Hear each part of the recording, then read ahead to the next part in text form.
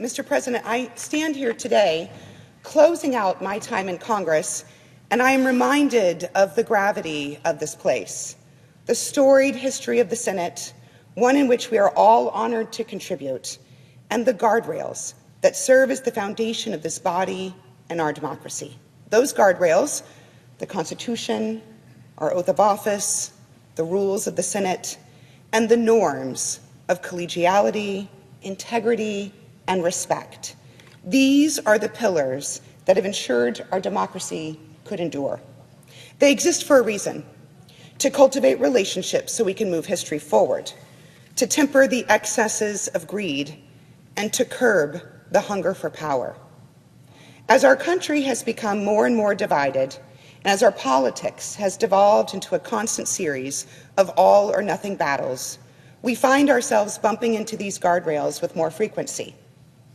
In recent history, both parties have wrestled with the importance of norms and rules, and both parties have viewed these norms and rules as outdated, constraining, or simply obstacles to their short-term victories.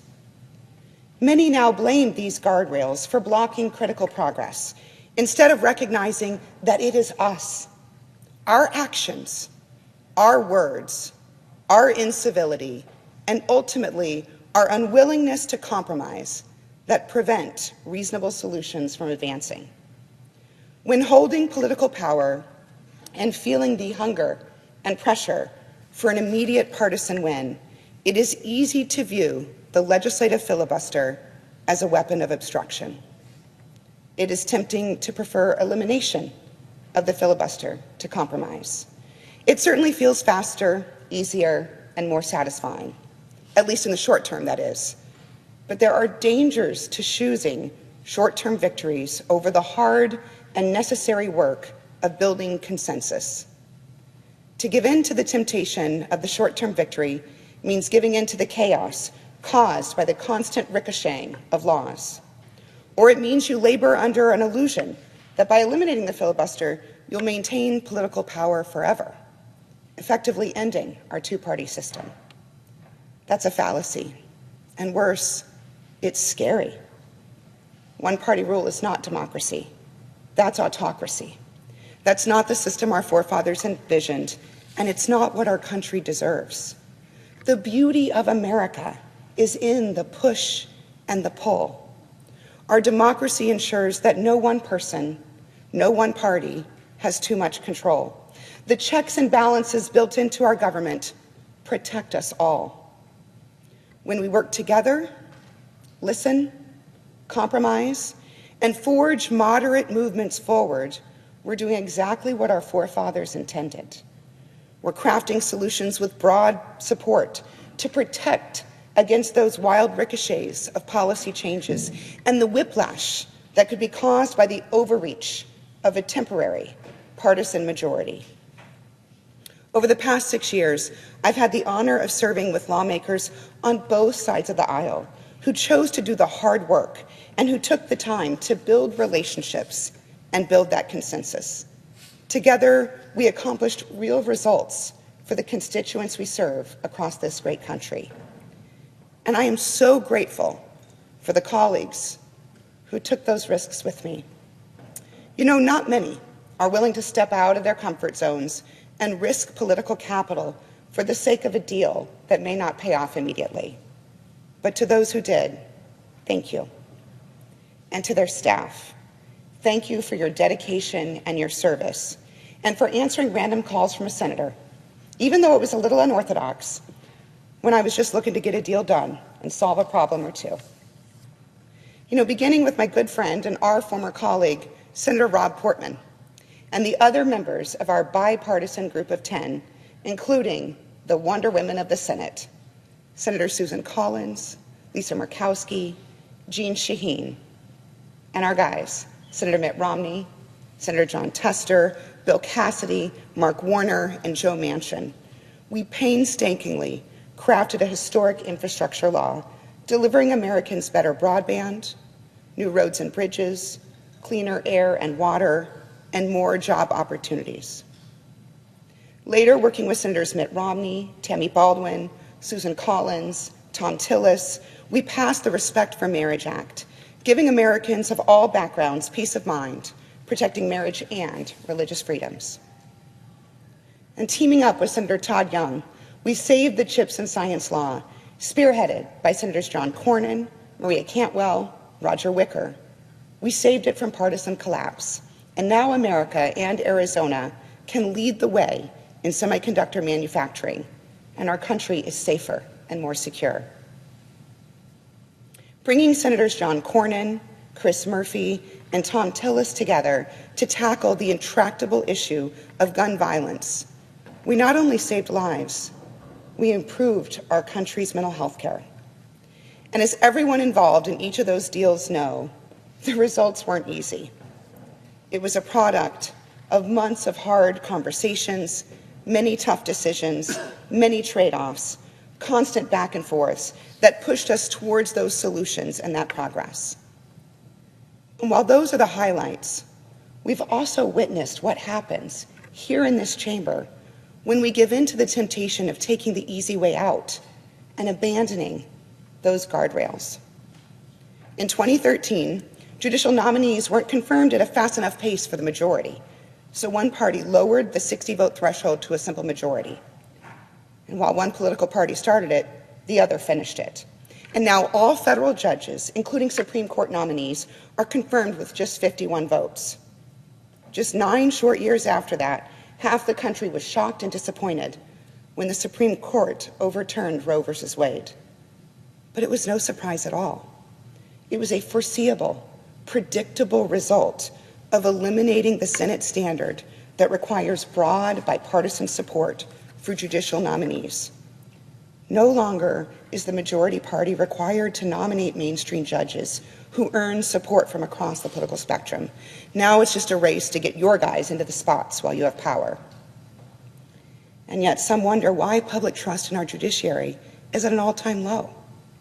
Even still, with the consequences of those short-sighted decisions clear for all to see, the clamor to summarily destroy the Senate's process of passing legislation persists.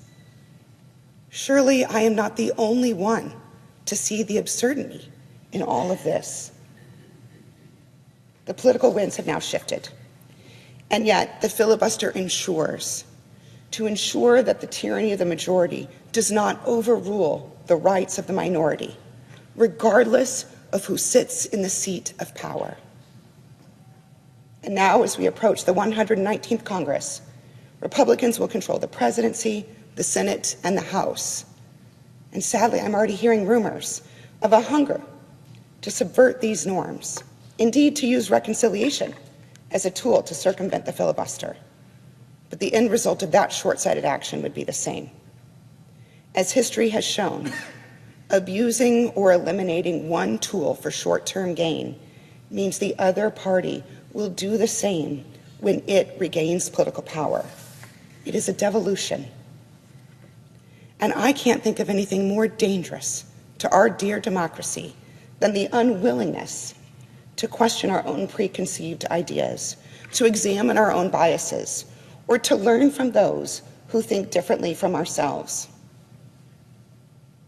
What I've tried to demonstrate in these 6 years is you don't have to burn down the rules and the norms to achieve what you want. You can just do the hard work. You can build relationships. You can choose to focus on consensus, not division. You could be an independent thinker, put your state, your constituents, and your country ahead of party leaders and activists, because you can get it done. Over my time in the Senate, I've partnered with more than a few unlikely allies, from the very most progressive to the very most conservative, to break through gridlock and find some solutions. And while I can't detail each and every one of those unique relationships here today, I'll highlight a few. My infamous Barbenheimer partner, Mike Lee. I know we're a bit of an odd couple, but we've gotten a lot done together. My dear friend James Lankford, who I had the honor of sharing the border subcommittee with throughout my last 6 years in the Senate, and whom I spent many, many hours working on a solution that, while it isn't law today, perhaps parts will become law one day. Senator Rand Paul, Cynthia Lummis, The list goes on, and at the very, very dear risk of damaging their careers, Chris Murphy, Brian Schatz, Patty Murray. I hope I haven't ruined your careers. It's been an honor to work with so many incredible people in the United States Senate over these last 6 years. And one thing I learned early on in my very first days, actually Senator Jim Risch taught me this. We don't have to agree on everything. You just have to agree on some things. It's not worth getting angry about the things with which you disagree. It's better to focus on those areas where you can agree. And so over these last 6 years, I've been grateful to embrace the diversity of opinions in this body, to find solutions that reflect the complexity of our country and our democracy, and to deliver meaningful, measurable results, to bridge divides between tribes and federal stakeholders, to designate land around the Grand Canyon, to secure historic resources, strengthening Western water, safeguarding Arizona families, and making sure that all of us throughout this country can grow and thrive for generations to come. You know, we've worked together and cleared the way for historic settlements, land transfer deals, water deals, economic certainty, all by listening to one another, not to debate or to rebut, but to understand. It's this very marketplace of the diversity of ideas that makes our country great. The knowledge that with dialogue and competition, we are driven to be more thoughtful and more creative. And that is why, despite the challenges facing our country, I remain hopeful. America is still the freest, most creative, and innovative place in the world. We are the birthplace of emerging technologies in medicine, artificial intelligence, energy, robotics, all revolutionizing our global economy. And the opportunities created by American ingenuity are limitless. And we must not let our politics hold us back. For America is still the shining city on the hill, and it is up to each of us to protect it and to strengthen it. We cannot afford to let political differences stand in the way of what tomorrow may bring. We must hold firm to those guardrails, our shared commitment to the principles that our forefathers built this great country upon, and the ability and the willingness to see the decency in each other, our fellow citizens. We must choose the better angels of our nature. And speaking of the better angels, over the past 12 years, I've had the honor of working with some incredible people in both the House and the Senate.